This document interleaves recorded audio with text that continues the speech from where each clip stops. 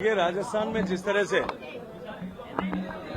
अशोक गहलोत सरकार ने तुष्टीकरण की नीति के साथ में काम किया है और उनकी तुष्टीकरण की नीति के चलते हुए जिस तरह से राजस्थान जो शांतिपूर्ण सौहार्दपूर्ण प्रदेश था उसमें जिस तरह का वैमनस्य फैला है, जिस तरह से राजस्थान में दंगों पर दंगे हुए और बहुसंख्यक समाज की भावनाओं को चोट पहुंचा करके अपने वोट बैंक को खड़ा करने का जो कुत्सित प्रयास माननीय मुख्यमंत्री जी ने किया है, अब की बार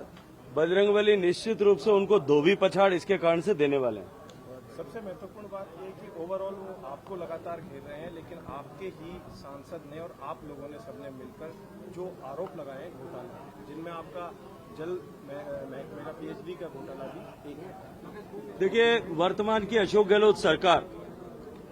राजस्थान की लोकतांत्रिक इतिहास में आजादी के बाद बनी हुई सारी सरकारों में सबसे भ्रष्टतम सरकार है। जिस सरकार के हर एक विधायक ने भ्रष्टाचार के नए बेंचमार्क्स बनाए और ये बात केवल हम कहते तो शायद लगता कि हम राजनीतिक टिप्पणी कर रहे हैं। विधायकों ने सदन के प्लेटफॉर्म पर खड़े होकर के, मंच पर खड़े होकर के टिप्पणियां की है। पार्टी के वर्तमान में मंत्री पद का दर्जा प्राप्त लोगों ने अपने ही साथी मंत्रियों पर इस तरह की टिप्पणियां की है और कैबिनेट में साथ बैठने वाले मंत्रियों ने मंच पर खड़े होकर के इस तरह के टिप्पणियां करते हुए सरकार के भ्रष्टाचारी होने पर मोहर लगाई है। और अब सबूतों के साथ जिस तरह से किरोड़ी लाल जी ने एक श्रृंखला की शुरुआत की है, ये तो अभी केवल इस सरकार के भ्रष्टाचार का पोस्टर छपा है। इस पोस्टर के बाद में जो है वो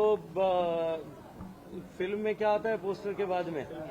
ट्रेलर आता है, ट्रेलर आएगा, उसके बाद में जो है असली भ्रष्टाचार की फिल्म तो अभी रुक जाइए, थोड़े दिन बाद में दिखाई जाने वाली है। सिंह जी जैसे मंत्री हैं वो तो लगातार बोल रहे हैं, पूर्व मंत्री रहे। देखिए, केवल भरत सिंह जी का विषय नहीं है। विधानसभा के पटल पर खड़े होकर के जिस तरह के आरोप विधायकों ने लगाए, मंत्रियों ने सरेआम एक दूसरे पर कि आप सबसे भ्रष्ट मंत्री, सीएम के सलाहकार ने खड़े होकर के मंत्री पर 50 करोड़ रुपए का घोटाला मंत्री जी आपने किया, ये शब्द बोले। उसके बाद में भी सरकार निर्लज्ज होकर के और स्वच्छ प्रशासन और सुशासन की बात करती है और सरकार के मुखिया करते हैं। जिस तरह की राजस्थान में हालात है, राजस्थान में जिस तरह से एजेंसीज का दुरुपयोग हो रहा है, राजस्थान में जिस प्रकार से सरकारी मशीनरी का राजनीतिक लाभ के लिए दुरुपयोग हो रहा है, उस सब के कारण से राजस्थान की जनता क्षुब्ध है और साथ ही साथ में राजस्थान में महिलाओं के प्रति अत्याचार के जिस तरह के नित नए आंकड़े आ रहे हैं, मैं पूछना चाहता हूं आज आपके माध्यम से कि डेल्टा मेघवाल के समय में जो कांग्रेस के युवराज और युवराजी जिस तरह से बिहेव कर रहे थे,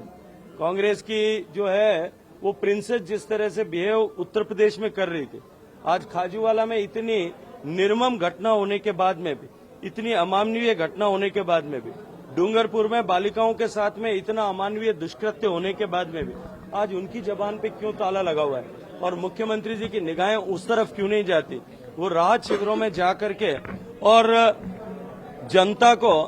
अपने राजनीतिक लाभ के लिए एकत्रित करने का काम तो कर रहे हैं, लेकिन ऐसे गरीब महिलाओं के ऊपर, दलितों के ऊपर जो अत्याचार हो रहे हैं उसके ऊपर जाकर के वहां अपने मंतव्य को स्पष्ट क्यों नहीं करते? अमित शाह और जेपी नड्डा तीनों लोग हैं। वही सैंपल मामले में हाईकोर्ट ने नोटिस किया है। देखिए, 2020 में एक मुकदमा दर्ज हो, एक दिन में 2 मुकदमे दर्ज होते। एक मुकदमा राष्ट्रद्रोह की धारा में दर्ज किया जाता है और दूसरा भ्रष्टाचार की जो है की धारा में एंटी करप्शन ब्यूरो दर्ज करता है। राष्ट्रद्रोह की धारा में मुकदमे दर्ज करके आप पूरे प्रदेश भर में उसके ऊपर टिप्पणियां करते हैं, किसी व्यक्ति के चरित्र हनन का प्रयास करते हैं, उसको राष्ट्रद्रोही ठहरा देते हैं और उसके बाद में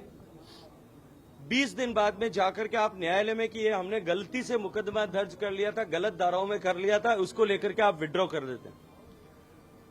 2020 के 7वें महीने में जाकर के एक एप्लीकेशन कोर्ट में फाइल की जाती है जिस पर सितंबर के महीने में, जो जुलाई में फाइल हुई और सितंबर के महीने में न्यायालय इस टिप्पणी के साथ भी अपना निर्णय सुनाता है कि न्यायालय को यंत्र बना करके अपनी अन्य मंशाओं की पूर्ति का प्रयास अभियोजन करना चाहता है। मुझे लगता है कि इससे बड़ा तमाचा किसी ऑर्डर में नहीं हो सकता था। लेकिन उससे पहले भी पूरे देश के अखबारों में समाचार छपवाया जाता है कि परमिशन मिल गई। फिर उसके बाद में 2 महीने इंतजार करने के बाद में सरकार रिवीजन में जाती है।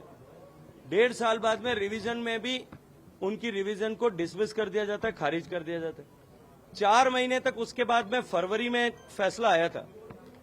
मार्च में, अप्रैल में, मई में, जून में 101 दिन तक इंतजार करती है सरकार।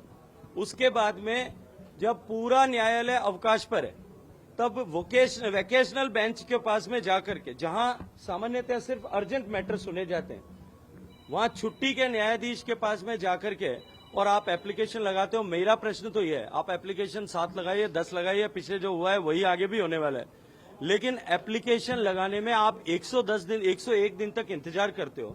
तब आपको अर्जेंसी नहीं लगती और अब जाकर के आपको अर्जेंसी लगती है। ये सरकारी मशीनरी और तंत्र के दुरुपयोग का क्लासिक